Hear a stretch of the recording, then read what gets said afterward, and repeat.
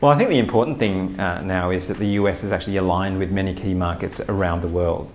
So from moving from 3 days to 2 days, there's been a significant reduction brought about in terms of operational risk, but also a significant reduction in counterparty risk across the market.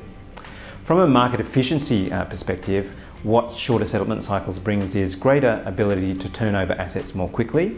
From an investor point of view, that means that the investors can actually access their securities much sooner, and that's important particularly in a highly volatile market.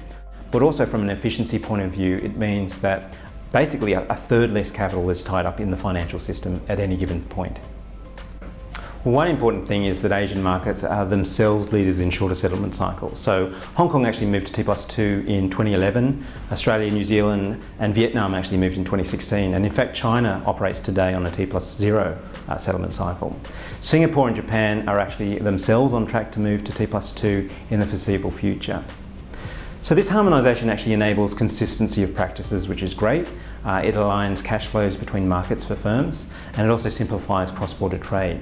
But it also encourages cross-border capital flows. So in a 2014 Inside Asia study, for example, we found that 30% of respondents actually expected shorter settlement cycles to increase foreign investment to their markets.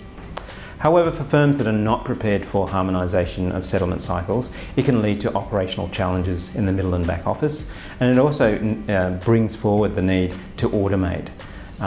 As markets move to shorter settlement cycles, firms need to verify trade details much earlier on in the process. They also need to provide settlement instructions to their custodians earlier on in the process. And generally there's less time to manage mismatches and exceptions prior to settlement. Now in a region like Asia, time zone differences abound, and this really wreaks havoc on this exceptions management process. Well, today, DTCC's trade processing platforms enable firms to settle within T+2 in certain markets, but also T+0 in certain markets as well, such as China. The adoption of automation and standardisation is actually quite mixed in Asia, and that's both in the middle and back offices. But while technology is available, I think it's really a cultural and behavioural component that we're trying to get our heads around. So for many firms, they just haven't managed to take the leap quite into automation.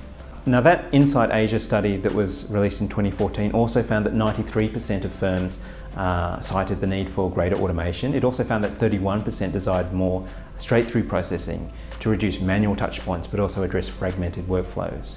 And then a further 21% cited that automation in fixed income was a key priority in this region. So what does automation bring? It brings, this kind of technology brings scalability to firms. It also brings flexibility, it brings efficiency, and more importantly, it brings risk reduction in the middle and back office.